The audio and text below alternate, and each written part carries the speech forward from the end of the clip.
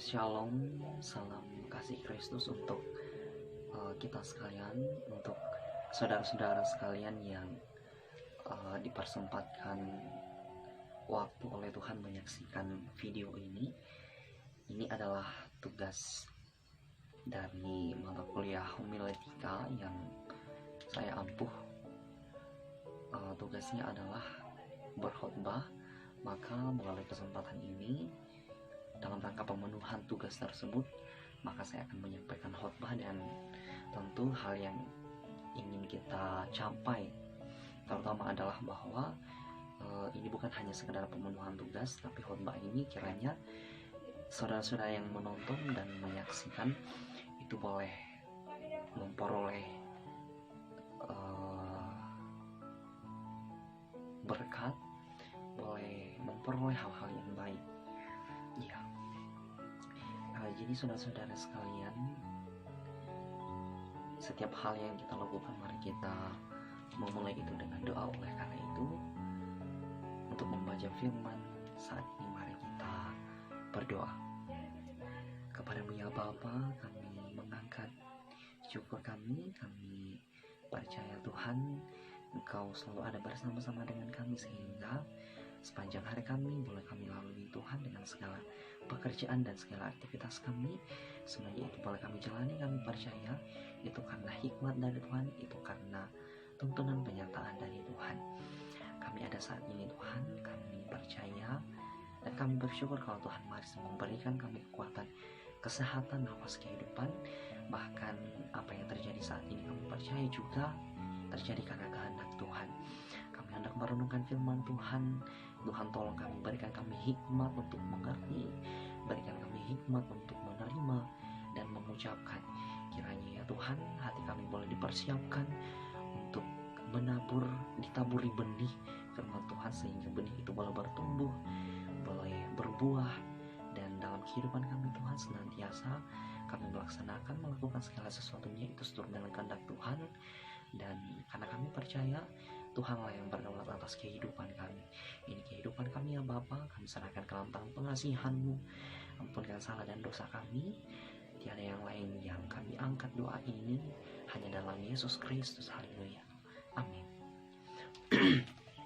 Jadi saudara-saudara sekalian, pada kesempatan kali ini saya telah mempersiapkan satu khotbah yang boleh kita ambil dan kita renungkan sama-sama dari kitab Matius 7 ayat 1 hingga ayatnya yang kelima.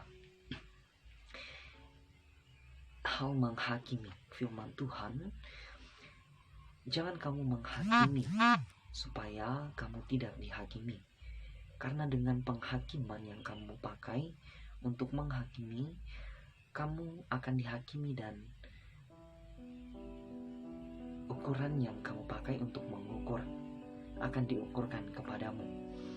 Mengapakah engkau melihat selumbar di mata saudaramu, sedangkan balok di dalam matamu tidak engkau ketahui? Bagaimanakah engkau dapat berkata kepada saudaramu, biarlah aku mengeluarkan selumbar itu dari matamu, padahal ada balok dalam matamu? Hai orang munafik, keluarkanlah dahulu balok dari matamu, maka engkau akan melihat dengan jelas mengeluarkan selumbar itu dari mata saudaramu. Amin. Firman Tuhan.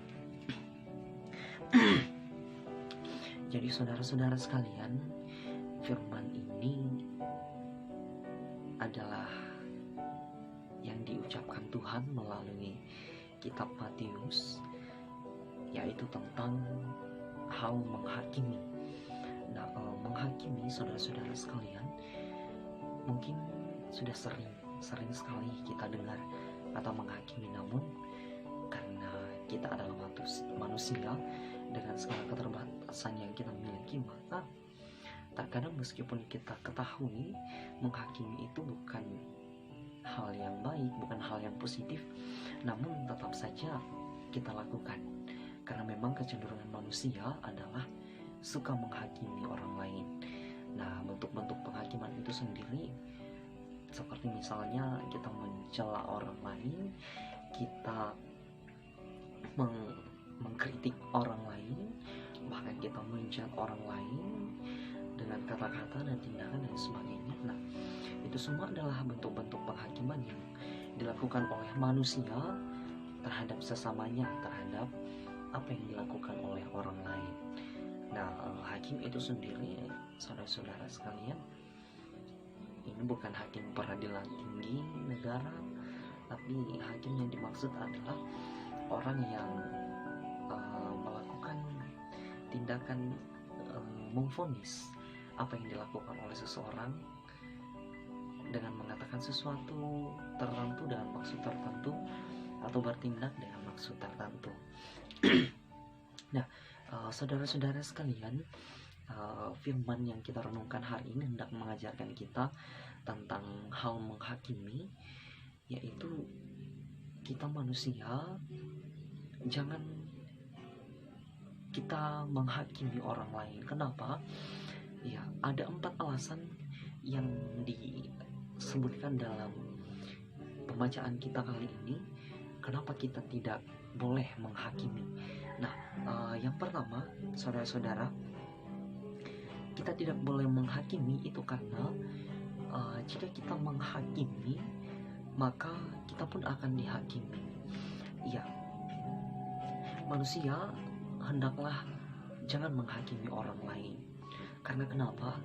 Menghakimi orang, menghakimi manusia itu bukan yang dikehendaki Tuhan untuk kita lakukan. Menghakimi sesama kita atas apa yang berlakukan itu bukan kapasitas kita. Artinya Tuhanlah yang berdaulat, Tuhanlah yang berotoritas menghakimi apa yang orang lain lakukan, apa yang sesama kita lakukan, entah itu baik atau entah tidak baik sekalipun. Bukan kita yang akan menghakimi mereka, tetapi Tuhan yang akan menghakimi mereka, seperti itu. Lalu kemudian yang kedua adalah jika kita menghakimi, maka kita juga akan dihakimi dengan cara yang sama ketika kita menghakimi orang lain. Nah, firman Tuhan mengatakan dengan jelas bahwa jika kita menghakimi orang lain, maka kita juga akan dihakimi dengan penghakiman kita terhadap orang lain. Misalnya ya, kita menjat orang lain, mengkritik, mencela orang lain, ya penghakiman juga yang setara akan kita dapatkan. Tentu kita sendiri akan memperoleh penghakiman itu dari hakim yang sejati, yaitu Kristus. Kita akan dihakimi dengan penghakiman yang sama. Lalu kemudian yang ketiga adalah kenapa kita tidak boleh menghakimi, kenapa kita jangan menghakimi. Alasan yang ketiga adalah karena kita tidak sempurna. Kita tidak sempurna, iya. Kenapa? Manusia itu berdosa. Manusia itu melakukan kesalahan. Sehingga karena ketidaksempurnaan itu juga ada pada diri orang lain, sehingga jangan kita menghakimi mereka. Kita tidak boleh menghakimi mereka karena kita sendiri melakukan kesalahan, kita sendiri ya melakukan sesuatu yang mungkin entah tidak disukai oleh sesama kita atau bahkan dinilai tidak baik oleh orang lain. Sehingga karena kita tidak sempurna, kita tidak boleh menghakimi. Nah, firman Tuhan mengatakan bahwa bagaimana kita mau mengeluarkan selumbar di mata saudara kita kalau balok yang ada di mata kita sendiri tidak kita lihat. Nah, apa artinya saudara-saudara? Bagaimana misalnya kita mau melihat kesalahan orang lain sementara kita tidak bisa melihat kesalahan yang ada pada diri kita sendiri. Nah, hal itu pun sama dengan persoalan menghakimi. Bagaimana kita mau menghakimi orang lain atas apa yang mereka perbuat sementara kita sendiri tidak memperhitungkan, kita sendiri tidak mencoba menilai apa yang kita lakukan yang ternyata juga sebenarnya dapat saja dihakimi oleh orang lain. Sehingga karena ketidaksempurnaan manusia, maka manusia tidak boleh menghakimi. Kita jangan menghakimi karena kita adalah makhluk yang tidak sempurna. Lalu kemudian alasan yang keempat, kenapa kita tidak boleh menghakimi. Kenapa jangan menghakimi? Adalah karena Tuhanlah hakim yang sejati. Nah, saudara-saudara sekalian, Tuhan itu hakim yang sejati. Kenapa? Karena Tuhan itu tahu segalanya. Tuhan itu maha tahu, Tuhan itu maha besar, maha memperhitungkan, sehingga siapa yang betul-betul tahu apa yang diperbuat oleh setiap manusia adalah Tuhan. Siapa yang betul-betul tahu bahwa yang dilakukan oleh manusia itu baik dan tidak baik, itu adalah Tuhan. Karena kenapa? Ia maha tahu, Ia maha memperhitungkan, Ia maha besar, dan tidak ada yang tidak dapat Ia lakukan. Sehingga hakim yang sesungguhnya dapat menghakimi manusia atas apa yang Ia lakukan, atas tindakannya, adalah Tuhan. Tuhan adalah hakim yang sejati. Nah, poin ini perlu kita garis bawahi, sehingga karena kesadaran kita bahwa ya Tuhan adalah hakim yang sejati, sehingga karena menghakimi bukan kehendak saya, jika saya melakukan yang bukan kehendak saya berdosa kepada Tuhan dan saya akan dihakimi atas apa yang saya lakukan, maka kita memiliki kesadaran untuk kita jangan menghakimi orang lain. Mari kita melihat diri kita sendiri. Nah, itu yang paling penting. Kita melihat diri kita sendiri, apa yang ada dalam diri kita, ada pada diri kita, dan bagaimana kapasitas kita. Itu yang perlu kita kita perlu untuk kita perhatikan. Jangan kita terburu-buru untuk menilai apa yang dilakukan orang lain, sehingga apa yang ada pada diri kita sendiri kita tidak mampu melihat dan kita tidak mampu menilai. Tuhan yang akan menghakimi orang lain atas apa yang mereka lakukan, dan Tuhan yang akan menghakimi kita atas apa yang kita lakukan.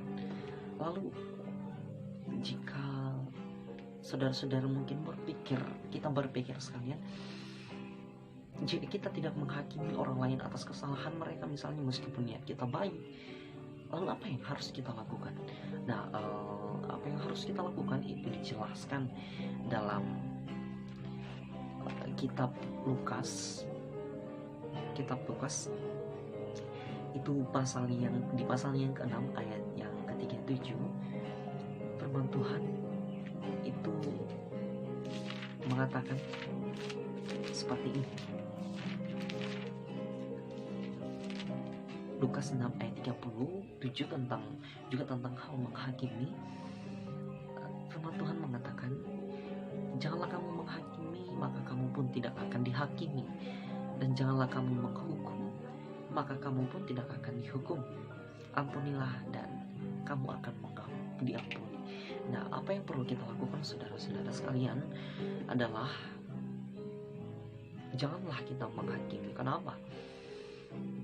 Karena menghakimi bukan kehendak kita, menghakimi adalah kehendak Tuhan.